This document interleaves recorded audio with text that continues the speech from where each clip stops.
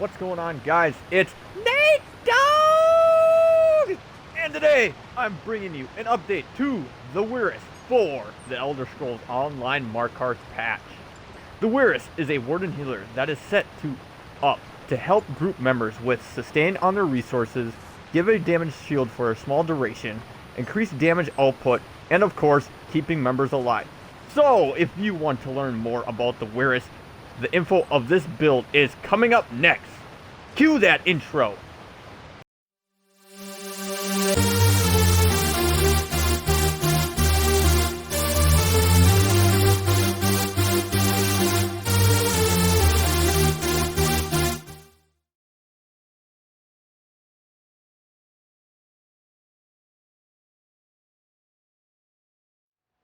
So, without a further ado, let's dive into the build. Starting off in our character sheet, our max magicka is sitting at 32,700 with max health at 20,000 and max stam at 10,000. With a magicka recovery at 1,500 and health recovery at 300, stam recovery sitting at 500.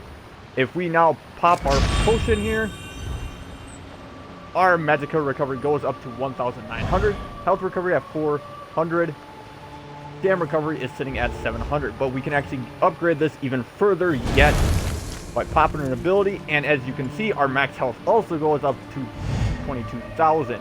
Magicka recovery is at 2,300 with health recovery at 400, stam recovery at 900. It changes on bar to bar. On our front bar, our magicka recovery is sitting at 2,200. Now, if we go into our other abilities that we also have here, spell damage on our front bar is at 1,900 with spell critical at 30%. Weapon damage is at 1,300 with weapon critical at 11.5%. We can actually upgrade this even further with some of our other abilities. On our front bar, our spell damage is sitting at 2,800 with a spell critical of 42.5%. Now, if we quickly buff like this, go over to our back bar, our spell damage is at 2,500, still at 42.4%. On our front bar, our spell resistance is at 14,200, physical resistance at 800, with a critical resistance of 1,320. Again, in patches a couple ago, base characters got a critical resistance. Since we are a PVE character, player versus environment, we don't really care about our critical resistance because enemies don't do crit against us, so we are just more worried about spell resistance and physical resistance here. But anywho, our resistance can actually go up further. On our front bar, our spell resistance is sitting at 20,100 with our physical resistance at 14,800, but it can go a little bit further with this ability as well. We can go up to 23,100 with physical resistance at 17,700 on our front bar.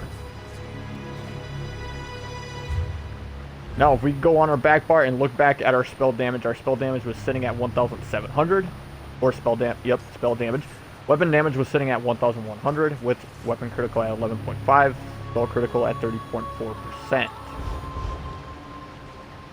Now again, like I said, if I buff it up again, and go on to our back bar, you can see that our spell damage is at 2,500 for a short duration. Our spell resistance and physical resistance on our back bar, we can buff it up to 22,100 and physical resistance at 16,800 for a little bit, and we could actually go a little bit further with this ability here at 25,100, physical resistance at 19,700 for a short duration. Attributes, we have 60 points into magicka. Since we are a healer, we mostly focus on our heals with magicka based abilities, so we will want to put all of our attributes into magicka there. If you feel like you don't have enough health, sitting at 22,000 max health, then of course you can take more points out of magicka and put into health if you feel like 32,000 max magicka is a lot of magicka for you.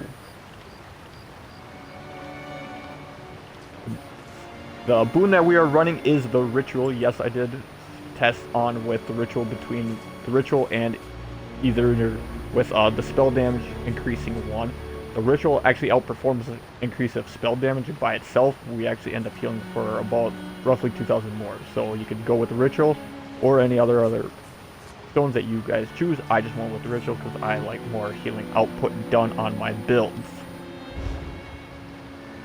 So now moving over into the skills, we are going to start on our front bar.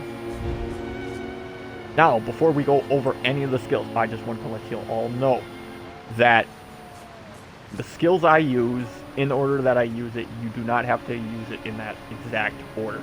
Like your X button could actually be your left bumper trigger, your right bumper trigger could be your Y trigger button on the way I have it set up. It does not have to be this way, along with weapons and stuff.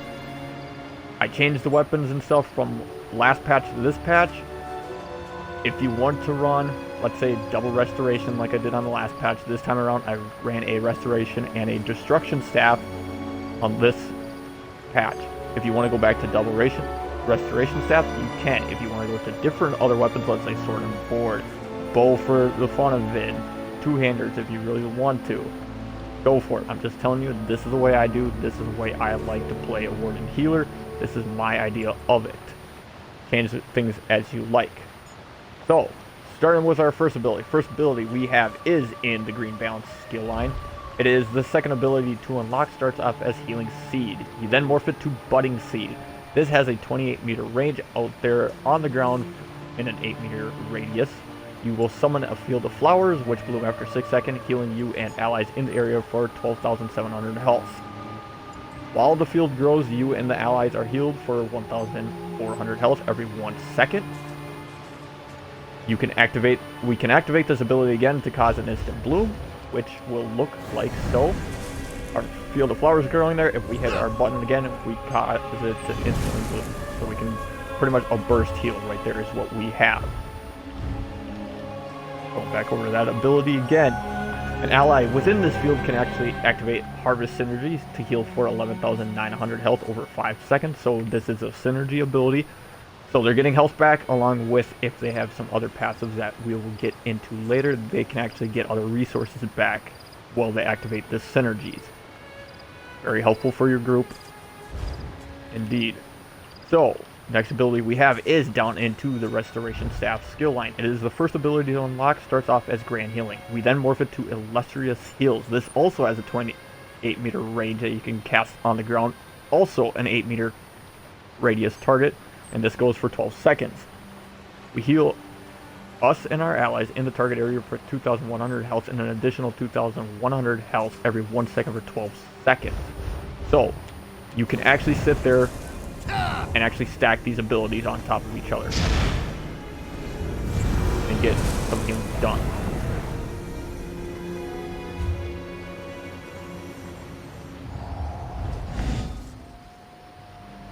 Next ability we have is still in the Restoration skill line. It is the third ability to unlock, starts off as Regeneration. We then morph it to Radiating Regeneration. This has a 28-meter area of effect. We share our staff with life-giving energy, heal us and up to 3 nearby allies for 22,000 over 10 seconds. So what that means is you can heal up to 3 targets. It could be you and 2 other people, or it could be 3 other people that you end up healing with this ability. This ability looks like this, but since I'm the only one here, it's only affected on myself. You don't see the other strands actually going to other characters. Next ability we have is all the way down into the Undaunted skill line. It is the 5th ability to unlock, starts off as Necret Orb. We then morph it to Energy Orb. This is an area of effect, radius of 8 meters. This is a projection of a globe of regeneration that slowly floats forward, healing for 1,100 health every half second to us and nearby allies. On top of it, an ally near the globe can activate a healing combustion synergy, causing the orb to explode and heal for 7,900 health to all friendly targets, and also restores 3,900 magicka and stam to allies, whichever maximum is higher. So the nice thing about this one is it has an 8-meter radius. So if you think about our budding seeds here, that has an 8-meter radius. Our orb here is equivalently the same range that budding seed can go to, even our healing spring. So we literally can stack everything up in here and get a ton of healing going on. top of it, Synergies give a little bit of resources back. This one gives a little bit more because of the Undaunted skill here with the Healing Combustion. We're now giving our friendly targets resources back when they activate the Synergy. It's not they get Magicka and Stamp from it. If it's out, they have to actually activate the Healing Combustion Synergy to get Magicka or Stam, whichever one is their higher resource pool. So now going back up into the Restoration Staff skill line. This is the third ability to unlock. Starts off as a Blessing of the Protection. We morph it to Combat Prayer. This is a 20 by 8 meter, so 8 meters wide, 20 meters out. We slam a staff of blessing that heals us and allies in front of us for 7,000 health. Also, we grant Minor Berserk and Minor Resolve, increasing us and our allies' damage done by 5%.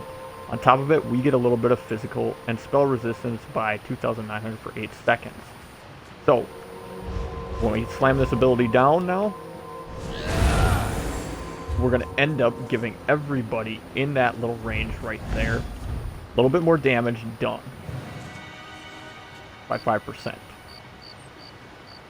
Also, we're going to give them a little bit of resistance as well when we slam our staff down there. Going into the ultimate we are using is all the way back up into our green bound skill line. It starts off as Secluded Grove. We then morph it to Enchanted Forest. This is target on the ground with a 28 meter range, also with an 8 meter radius for 6 seconds. We end up summoning a forest at a target location, instantly healing the most injured friendly target for 10,500 health. The forest continues to heal you and your allies in the area for 3,400 health every 1 second for 6 seconds. So, the first target that is the most injured will get 10,500 health. On top of it, we generate 20 ultimate if the initial heal is used on a friendly target who's under 50% health. So, the first person that this hits that is under 50% health, we will generate 20 ultimate. I know in a couple patches ago someone corrected me on this, so I just want to make sure now everybody else knows, is that we only get 20 ultimate if one of the targets in that area of effect, I don't have enough ultimate, so basically anybody in this area of effect, the first time when we cast it, gets hit with it, that's under 50% health, will get 20 ultimate for free for that ability. So this is why we use this ability. On top of it, it's a very nice thing. You can stack this, and then our growth. A lot of healing can be done with that, even if we even then throw our orb in that area of effect as well. So we're stacking a lot of heals and making it very hard to kill your allies in that area of effect. So, let's now go over into our back bar. Starting with the first ability we have is down in the green balance skill line. It is the first, it is the fourth ability to unlock. Starts off as Lotus Flower. We then morph it to Lotus Blossom. This is an area of effect, radius of 28 meters, and lasts for 20 seconds. We embrace the Lotus Blessing, causing our light attacks to restore 1,800 health and our fully heavy attacks to restore 5,600 health to us or nearby allies for 20 seconds. So we can actually heal allies with this for a little bit as well. On top of it, we gain Major Prophecy, increasing our spell critical rating by 2,600 for 20 seconds. So we get a little bit more critical done, and that is a very good thing to have critical or spell critical on a healer, because you're going to end up critting your heals a lot more often, making your heals a lot more potent out there. This is why we run this ability. Now, next ability we have is down in the Destruction Staff skill line. It is the second ability to unlock. Starts off as Wall of Elements. We then morph it to Elemental Blockade. This is an 18 by 12 meter area, so pretty much like a cone shape or a box shape basically. We slam the staff down to create an elemental barrier in front of us, dealing 712 magic damage to enemies in the target area every 1 second. We'll look at the blockade. Blockade of Frost, since this is a frost staff that we are using. Blockade of Frost deals less damage, but grants damage shields and immobilizes chilled enemies. So if we can chill enemies, we're going to immobilize them. On top of it, we actually get damage shield. So first ability I'm going to use is our Lotus Blossom here. This is what that ability looks like, and every single time we now attack people with this, we're actually going to heal. We could heal us or an ally with this, and our wall of elements is this. So as you can see, now I get a damage shield for a short duration there, and there it is gone. So that is one thing that's changed from last patch to this patch, is now Frost Staff actually give a damage shield. However, the damage shield is not just, it's not straight up any damage. It only works for projectiles. We'll talk about later in the passive, so it's not a standard shield where, oh, if I get hit by a physical weapon, it's gonna break up. Nope, it's with projectiles. So you're protecting your allies with projectiles. Like I said, we'll go over the passives later with it. So moving on over into the next ability that we have is down into the green balance skill line. It is the first ability to unlock, starts off as fungal growth. We then morph it to enchanted growth. This is a cone. So when they mean a cone target, is literally where your character is standing out in a cone shape. So basically like a triangle shape from where you're standing out 20 meters. You'll end up seeing a large area of mushrooms in front of us that heal us and our allies for 7,600 health.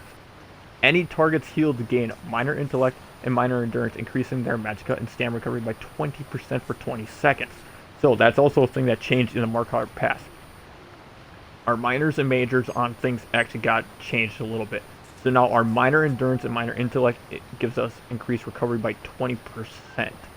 If this was major, we'd actually increase our recovery by 40%. I'll show you where we have one of those later on, but this is what we get now for minor intellect and minor endurance. We're increasing our magicka and stamina recovery by 20% for the 20 seconds. So you're now giving your allies more recovery with this ability, along with any other synergies that we have, along with our, if they use energy orb, we're giving them resources back there as well. Now, moving on over into our next ability we have is in the Winter's Embrace skill line. It is the first ability to unlock, start off as Frost Cloak. We then morph it to Expansive Frost Cloak. This is a 20-meter area of effect, which we wrap a thick cloak of ice around us and our allies, and the ice grants major resolve, increasing our physical and spell resistance by 5,900 for 20 seconds. So now we're giving everybody who cast this ability. This was our Frost Coat. This is our Budding Seeds. Look.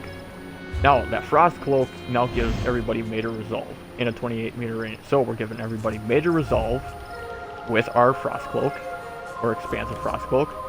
And we can give everybody else minor resolve with our Combat Prayer for 8 seconds on a Combat Prayer. Expansive Cloak is going to be for 20 seconds. So you're giving both major and minor resolve. You're increasing allies' recoveries. We're giving ourselves Lotus Blossom. Even we can heal when now attacking too. We're healing them with that way. So a lot of healing, a lot of protection, a lot of resources coming back. We are buffing our allies majorly. Now, last passive that we have, or last ability I should say, is in the Animal Companion skill line. It is the fourth ability to unlock, starts off as Betty Netch. We then morph it to Blue Betty. This is on herself and lasts for 25 seconds with no cost. As you can see from this ability, we'll go over to a different one. That one costs 2,100 magicka. Blue Betty costs no magicka whatsoever to cast or any other resources. So we call a Betty Netch at our side, which restores 4,900 magicka to us over 25 seconds. So let's get this straight. It's not 4,900 magicka every second. It's 4,900 magicka to us over 25 seconds. So you take that number, now you divide it by literally 25 seconds.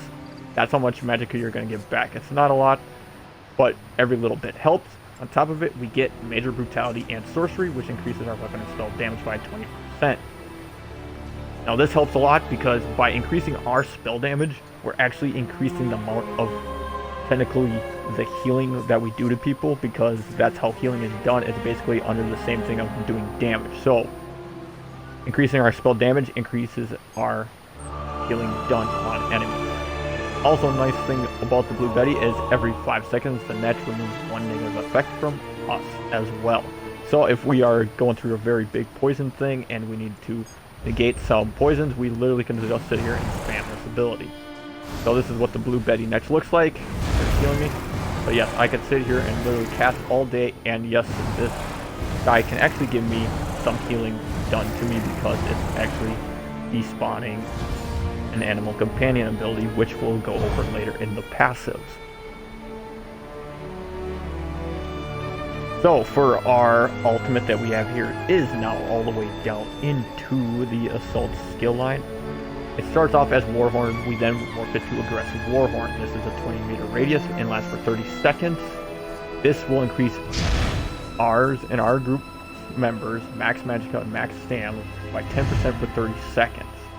So now we're giving everybody now bigger pools of resources now to work with.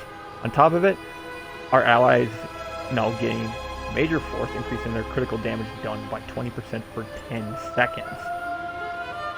So now you're increasing their damage output with this ability here, or this ultimate I should say, for 10 seconds out of the 30-second duration. So weapon damage is going up there, along with combat prayers increasing weapon damage. Resources are going back with enchanted growth and energy, or if they use the synergy, they have to use the synergy in order to get resources back. We are providing allies with a damage shield for a short duration with this ability. We can heal allies with our Lotus Blossom while increasing our critical. And on top of it, we now got a couple abilities that we have: Budding Seeds, Illustrious Healing, and Enchanted Force that we all can stack on top of each other. And then you've got a heal that can reach allies in 28 meters. So this makes it a lot easier, so that way you don't have to sit here and actually go on target. If you're not good at target, you can just use this. Now, for other skills you can use that I would highly recommend to have, and you can slot kind of anywhere, wherever you find fit in your build, but is actually down into the support skill line. This is a path ability that you'll probably want to get. It's the second ability to unlock. Starts off as Purge. You then morph it to Cleanse. This is an area of 18 meters. You cleanse yourself and group members, removing 3 negative effects immediately. One thing is, the Wardens don't have a cleanse ability like a Templar tank or like a Templar does. Templar healers have a purifying ring that actually negates up to when they use a synergy that can cleanse some negative effects from them. So my way to go about that on this build is actually having the cleanse. So if you need a cleanse, you can kind of put it wherever you kind of feel fit to kind of put it.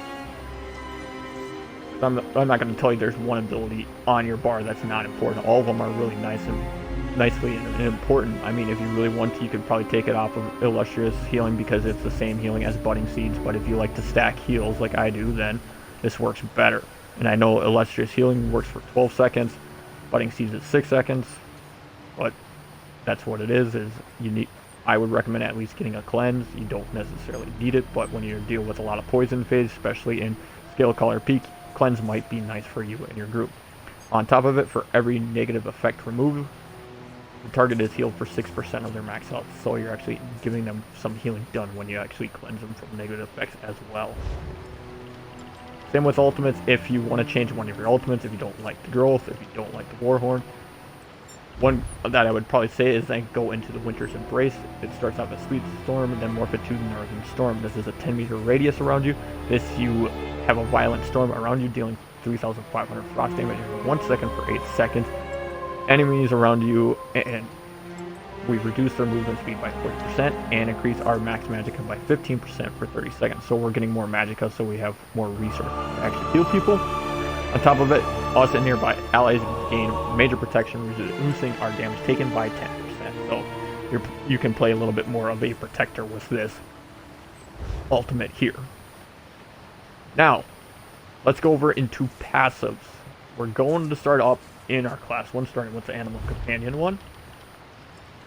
First passive we have is Bond with Nature. Anytime one of your Animal Companion skill ends, you are healed for 1,800 health. This is what I was talking about with our Blue Betty.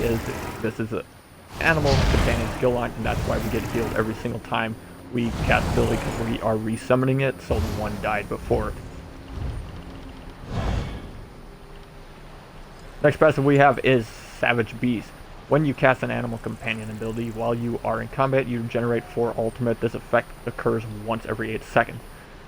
Yes, you could probably, like I said, spam Blue Betty, but I would not sit there and just keep spamming Blue Betty, because remember, Blue Betty has given us that major brutality and major sorcery. On top of it, it's also given us removing negative effects, and we do not get Magicka restored when we keep casting this ability.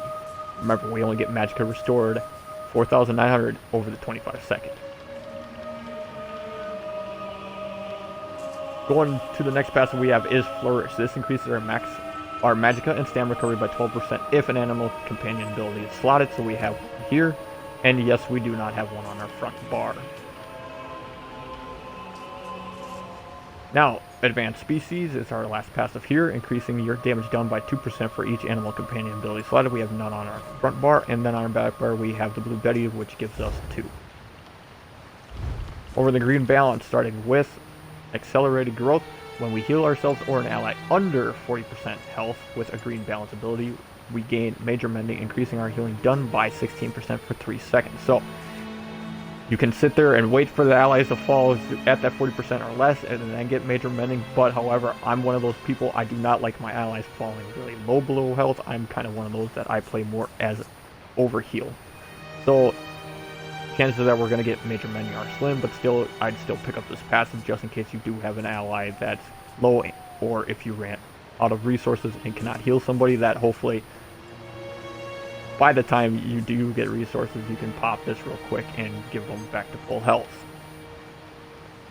Next passive we have is Nature's Gift. When we heal an ally with a green balance ability, we gain 250 Magicka or Stam, whichever resource pool is lower. This effect can occur once every second. Yes, since our resources are Magicka's at 32,000 and our Stam's at 10,000, yes, we got to get Magicka all the way below 10,000 in order to start getting 250 Magicka back.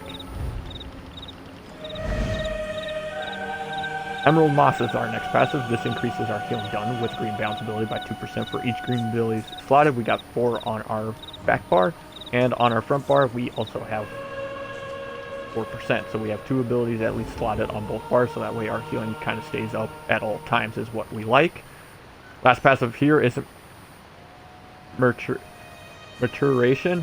When you activate a heal on yourself or an ally, you grant the target minor toughness, increasing their max health by 10% for 20 seconds. So that's why right now my health is at 20k. That passive, I can use any heal, and now look at now I'm at 22.1k for my health. Because of that passive right there, that's why our health actually goes up. So remember, Murcher will give you and your group members minor toughness for 20 seconds. So nice thing to always keep healing, so that way everybody gets a little bit more health in your group. Next one, we're in the Winter's Embrace. First passive we have here is Glacier Present. Increase the chance to apply the chill to an enemy with a Winter's Embrace ability by 200%. So we have to be using a Winter's Embrace ability in order to activate this. The only one we're using is Expansive Frost Cloak. I know in the last patch I did Impaling Shards. If you want to use Impaling Shards to somewhere else, you can, instead of, let's say, running our Blockade of Frost, but I like the Blockade to give everybody a little bit of a damage shield. Also, enemies and allies who have recently been chilled take 10% more critical damage and heal from you. So we heal our allies 10% more. Enemies take 10% more critical damage as well. Frozen Armor is our next passive, increasing our physical and spell resistance by 500 for each Winter's Embrace ability slot. We have 1 on our back bar. On our front bar, we have no there, so we do not have the same physical and spell resistance on both bars. Icy Order is our next one. Reduce the effectiveness of snares applied to us by 15%, so snares aren't going to slow us down as much as on other builds since we have this passive here. Last passive here is Precise Cold or Piercing Cold, increasing our magic and frost damage by 10%. So this will basically the damage here will increase our healing done a little bit. The frost damage is when we use our elemental blockade or our blockade of frost, we're going to end up doing a little bit more damage on there, just to kind of help out DPS and things as well. On top of it, since we're going to be damaging with frost, we have a chance to actually chill and immobilize them as well. Now going over into the destruction staff. Yes, my destruction staff is only at level 40.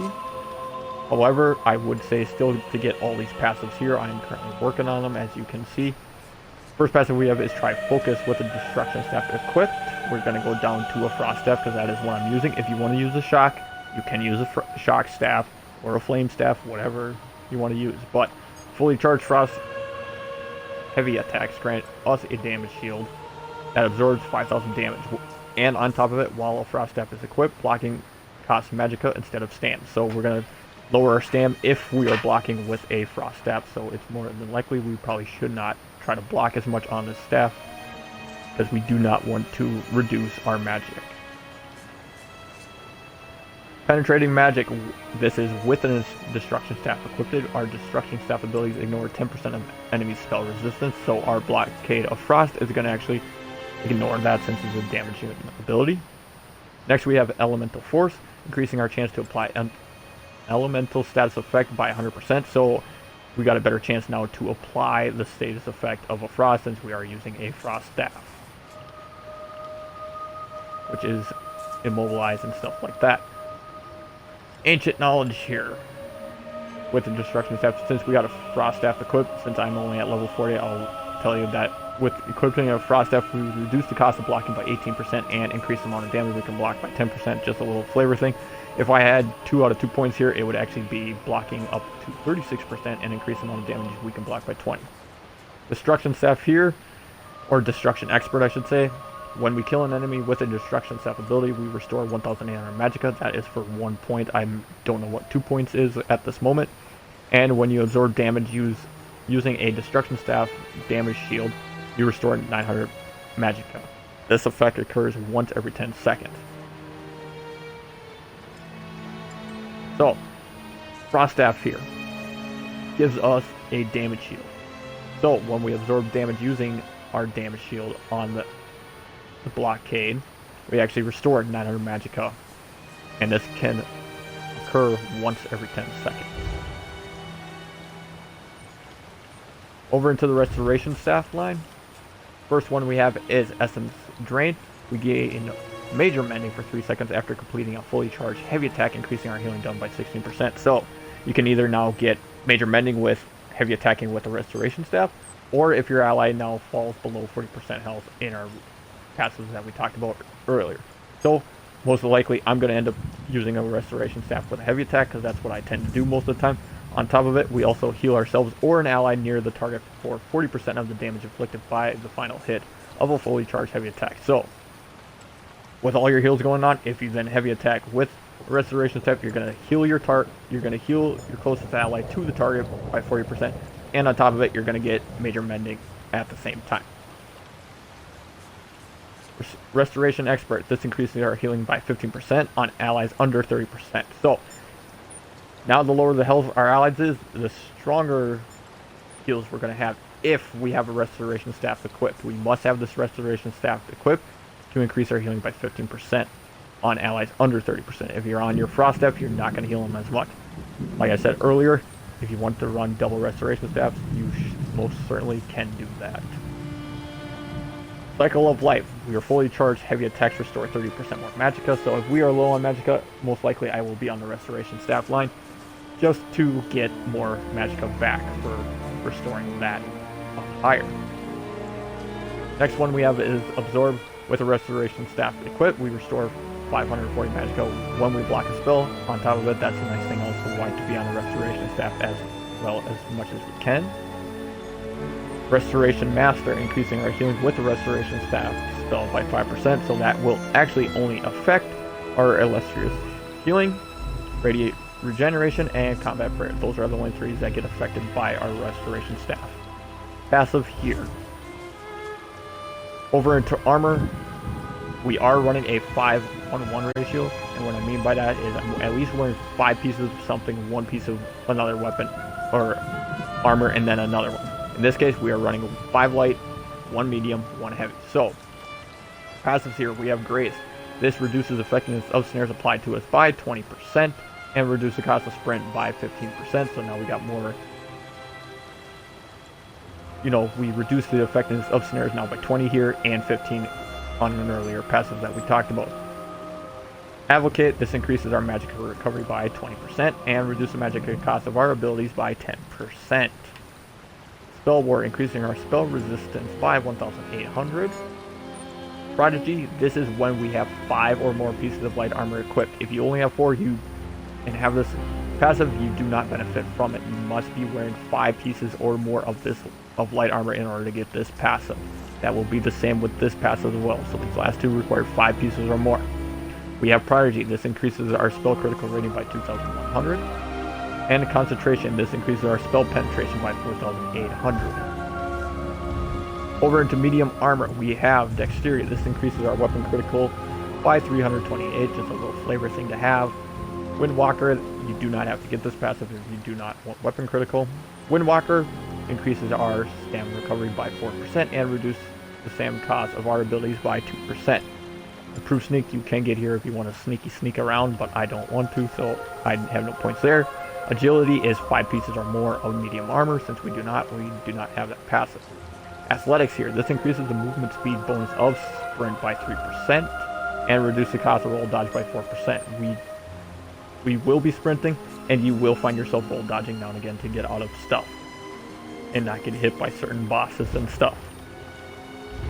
Heavy armor, we have Resolve here. This increases our physical and spell resistance by 362. Constitution increases our health recovery by 4%, and we restore 108 magicka force and stam when we take damage for each piece of heavy armor worn. This can only occur once every 4 seconds, so every time we get hit, and you will get hit, this is a very good passive to have just to get yourselves just a little bit of magicka and stam back every single time you take a hit every 4 seconds. Juggernaut here increases our max health by 2%. And we have Retelevised here and Rapid Mending, which require 5 pieces or more of heavy armor. Since we don't have that, we will not be getting those. Now over into the Fighters Guild ability. First passive I have is Intimidating Presence. This is just for questing purposes, since we are not using a Fighter Guild ability either. We don't care for the reduce the stamina of our Fighter Guild ability cost by 50%. Banish the Wicked, just on the off chance when we kill an undead Drazer or werewolf, and that undead include vampire, we generate 9 ultimate. Just in case on the off chance we do, we'll get a little ultimate there. Mages Guild, I have Persuasive Will just for questing purposes there alone. Undaunted, these are very good passives to get into the game, and I highly recommend you try to get them as soon as possible.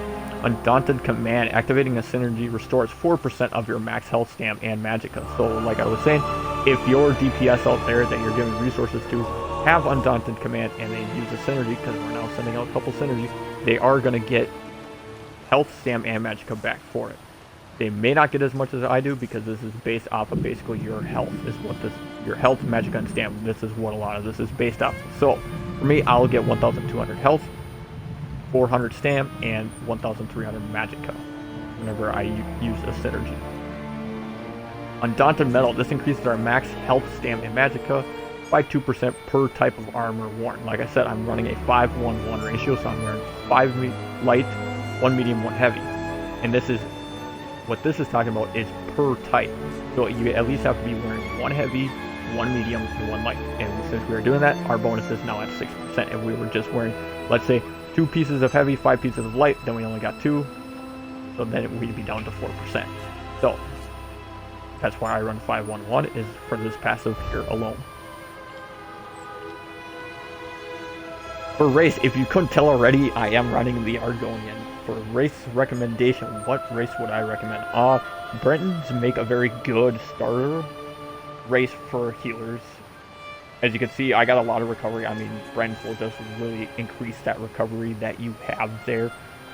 You could use a high elf for more damage output. I mean, I would honestly say pick whatever race you want to, but when you pick whatever race, just remember, your race is not going to be exactly the same as mine. If I'm an Argonian and let's say your Bren stats are going to be different, things ain't going to line up exactly the same. Just be aware of that. If you change race, things will change.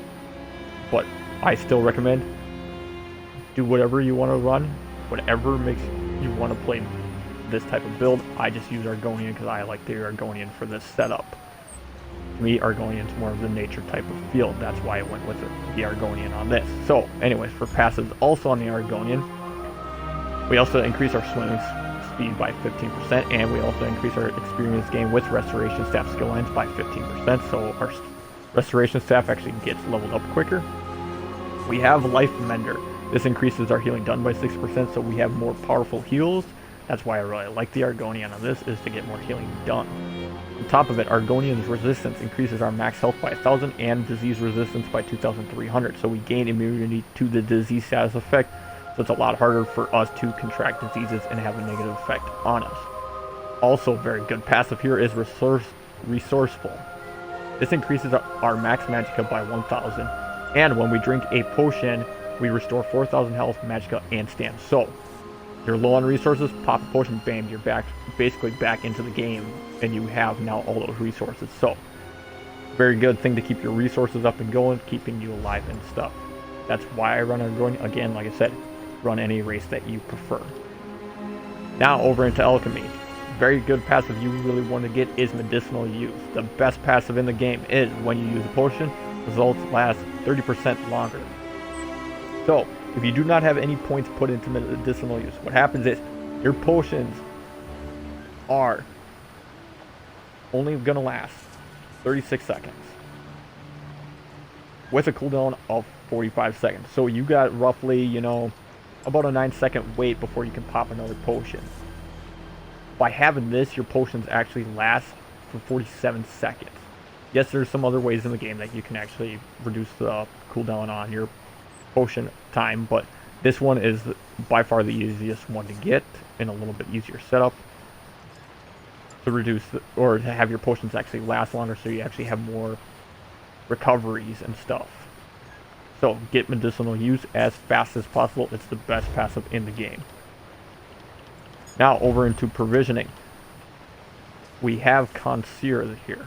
This adds 20 minutes to any duration of any consumed drink. Because I am running a drink, this will now, instead of a 2-hour drink, it will now last for 2 hours and 20 minutes. If you're going to run a food, which you can run this on this build if you really so desire, you would want then Gourmet. Gourmet will add 20 minutes to the duration of any eaten food that you have. So, now moving into what I am running. Starting off with our slottable items, I am running the Witch Mother's Potent Brew. This will increase our max magicka by 2,800, max health by 3,000, and give us magicka recovery of 300 for 2 hours and 20 minutes because of our Concierge passive here. You don't have to run this. This is what I just prefer. If you feel like you got a ton of magicka recovery, then I'd go to Blue Food. That gives you just max magicka and max health. For potions, I'm currently running the Crown Tri Restoration Potion. You can use Essence of Health that give you both health, magicka, and stam. The reason I run this is I got a lot of them. I might as well use them up, and that's why I run it. If, as I said earlier, as in the Argonian passive, you can actually drink any potion and you'll get health, magicka, and stam back. So in all essence, I'd probably, if you want to stay on the really cheap side, you can just make potions of, or essence of magicka just give you magicka back, because that will then increase your magicka recovery. But since I got Crown Tri Restoration Pot, this will restore 12,600 health, 7,500 magicka, and 7,500 stam. On top of it, it will grant me Major Fortitude, Major Intellect, and Major Endurance, which increases my health recovery, magicka recovery, and stam recovery by 40%. So if I went back to one of my abilities that we have, it gives everybody that gets hit by that ability, gives them minor intellect and minor endurance, which gives them, you know, increases their magicka and stam recovery by 20%. That will stack with this. So minor and major will stack, so we'll actually technically get a total of 60% more magicka and stam recovery for a duration. This duration on here, though, for the major, to increase our recoveries by 40%, is for 47 seconds, with a cooldown of, as I said there, 45 seconds. Now, going over into the gear. Some gear has changed from the last build setup, so here we go with that. Starting off in our main hand, of course we are still using the Restoration Staff of Julianos. With the Crusher enchantment, this will help reduce the target's physical and spell resistance by 1,600 for 5 seconds. With the power trait on it, just increase our healing done. Since this is our restoration staff, we want to increase the healing done as much as possible. Crusher helps with reducing target's physical and spell resistance. In PVE content, every enemy has roughly 18,200 physical and spell resistance. By this applying to that enemy, we're now going to lower it down to make it a lot easier for our DPS to hit harder. Going over into our next weapon we have here is the Ice Staff of Julianos. We also have the Crusher enchantment on this one. And we want charge because we want to increase the chance of applying our status effect by 200. So yes, we are trying to apply as much of our Frost Staff status effect on these enemies as much as possible to slow them down, on top of it with other stuff. So with the Law of Julianos set, for 2 pieces we get 813 spell critical, 3 pieces we get 1,700 max magicka, or 1,071 max magicka. 4 pieces we get 813 spell critical again, and for 5 pieces you get 293 spell damage at purple quality. If we were at gold, this would then technically be at 300 spell damage. Now over into monster helm that we are wearing. We are wearing the Symphony of Blades. For enchantments, I end up going max health on that one, on 2 more pieces, with max magicka on the other pieces. If you want to go all big pieces, which would be head, chest, and legs with max health, you sure can do that if you want a little bit more health for survivability. For traits on everything, we will be going Divine's traits because we get the most output with the Divine traits on things. So, with the Symphony of Blades, what this does is we add 4% healing done, so now we're doing more healing along with our passives and stuff. On top of it, for 2 pieces, when we heal an ally who is under 50% of their primary resources. So, if their magicka is now below 50%, or their stam is below 50%, we grant them Meridian's Favor, which restores 570 magicka or stam every 1 second for 6 seconds. This effect can occur once every 18 seconds per target. So if you have somebody who is currently on the cooldown, you can still proc this on somebody else, and then they will have then an 18-second cooldown. As it states here, the resource returned is based off the target's highest maximum resource. So if they're high on magicka, they're getting magicka back. High in stam, they're getting stam back. Now I know you're asking about tanks. Which one do they get? Technically, it's whichever ones are high. If their stam's higher, they'll get stam back. If it's magicka, they'll get magicka back. Now, I know a lot of you are asking, why aren't you using the Sentinel of Rugama? Well, the reason I'm not using the Sentinel of Rugama is because my gameplay on what I like to run is I like to be a mobile healer. Most of the time, especially in PVE, like the 4-man content stuff, I ask myself, how often does your group members actually stay in one spot? Things are constantly changing. You know, in a perfect world, everybody could sit in one spot. If nothing was ever going to touch them or hurt them, yes, they could stand in one spot. But since it's not a perfect world and everybody has to constantly be moving, I feel like my healer needs to be a mobile healer. So, with Symphony of Blades, I can heal them with my rapid regeneration, and look at, I'm going to end up healing them and giving them resources for stuff when they're not in an area. Sentinel of Rugama, you got a Dwemer Spider that, you know, if we use rapid, or if we use our regeneration ability, they could be 28 meters out, pop it, and they could be running into combat.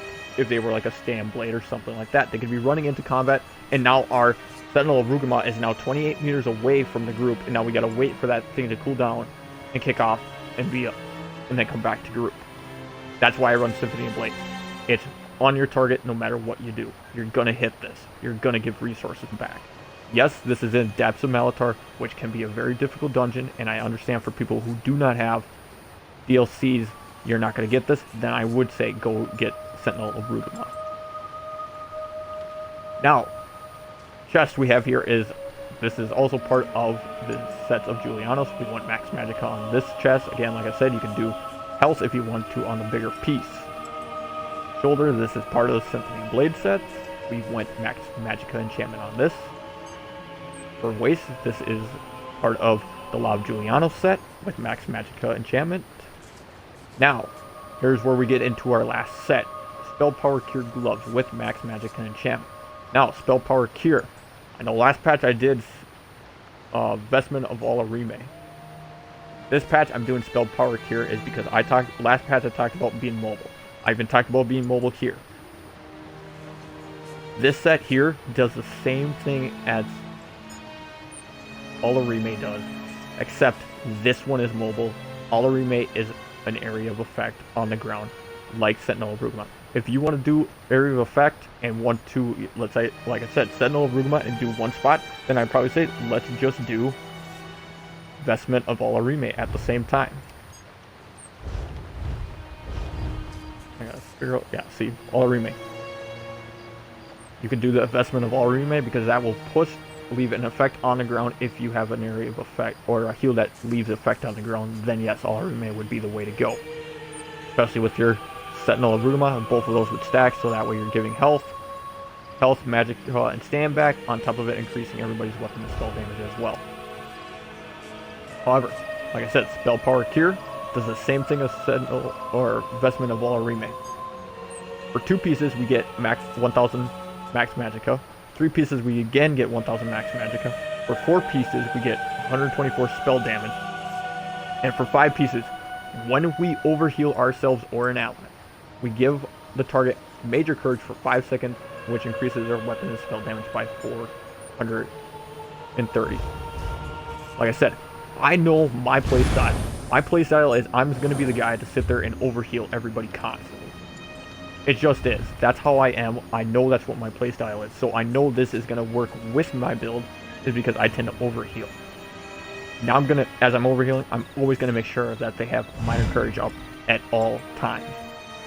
As long as you can keep your resource pool going and all that stuff up with our recovery, like I said, popping a potion, we have 2,300 magicka recovery.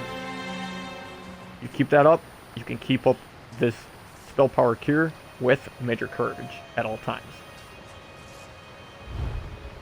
Other sets, now let's say we're going in a trial and someone's already running ALCHEMY and you are supposed to be the other healer. What set would I recommend then?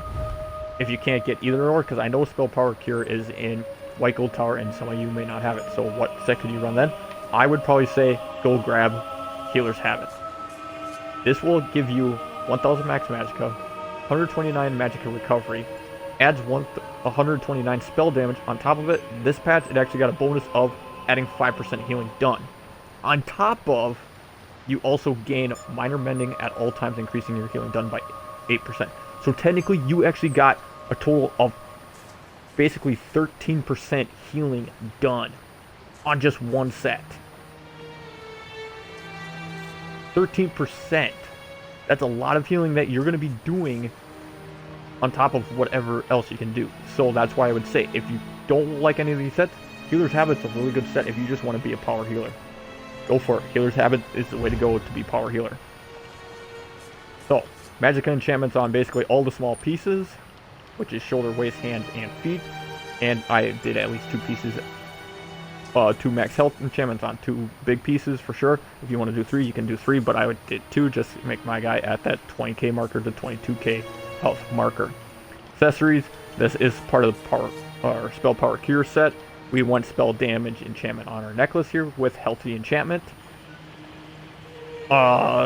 We did magicka recovery on the ring here, on both rings, with the arcane trait on them to increase our max magicka.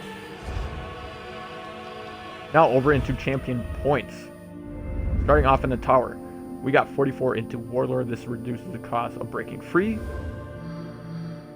We have 75 points into Arcanist in the Lover, which increases our magicka recovery by 14%, and we have 75 points into Tenacity to increase our magicka fully charged heavy attacks restore 14% more. So if you're on that Restless Staff, you're going to get 30% there, plus the 14 there. You're going to get a lot of resources back with a heavy Restless Staff now. In the Shadow, we have 30 points into Tumbling. This reduces the cost of roll dodge. 46 points into Shadow Ward. This reduces cost of block, just because if we do block or need to block. Over into the Apprentice, the blue tree, we have 100 points into Bless. This increases our healing done by 15%. Elfborn, we have 72. This increases our critical damage and critical healing with magic abilities. We have a lot of magic abilities, so yes, especially for healing, and we want to crit heal, so we want to give ourselves a good percent to crit with that. Elemental Expert, we have 49 points into that, which increases our Flame, Frost, Shock, and magic damage done. Spell Erosion, this increases our spell penetration by 2,300. Over into Astronaut, we have no points there. Into the Ritual, we have 23 points into Thermometers, which increases our damage done with damage over time effects. So, which means basically we're increasing our healing done is what this is, because we have a lot of healing over time effects. This gets applied to that. It's just not damage, it's also healing. Over into the red tree, starting off with a Steed, we have 81 points into Ironclad. This reduces our damage taken against direct damage attacks. Spell Shield, this increases our spell resistance by 3,500. Over into the Lady, we have 48 points into Thick Skin. This reduces our damage taken from damage over time effects. And 49 points both into Hardy and Elemental Defender. Now, Thick Skin, this reduces damage taken from damage over time. If it's a damage over time that applies physical, poison, or disease damage, it's going to stack with Hardy's going to stack with Thick Skin. If it's any type of Magicka, Flame, Frost, or Shock, it's going to stack, that's damage over time, it's going to stack with Elemental Defender. That goes with Ironclad too. Ironclad is a direct damage, so if it's direct damage that deals physical, poison, and disease, it will stack with Hardy. And if it's direct damage that deals Flame, Frost, Shock, or Magicka damage, it will stack with Elemental Defender. Ironclad will. Over into the Lord, we have no points there in the Lord. So, there you have it for the Wyress. Thank you for watching. If you want to help support the channel, click on that subscribe button, smash that notification bell to stay up to date with any of my content. You can also follow me on Twitch. If you would like to donate to the channel, go to my channel page for more information on that. Again, thank you guys for watching, and I hope to see you in the next one.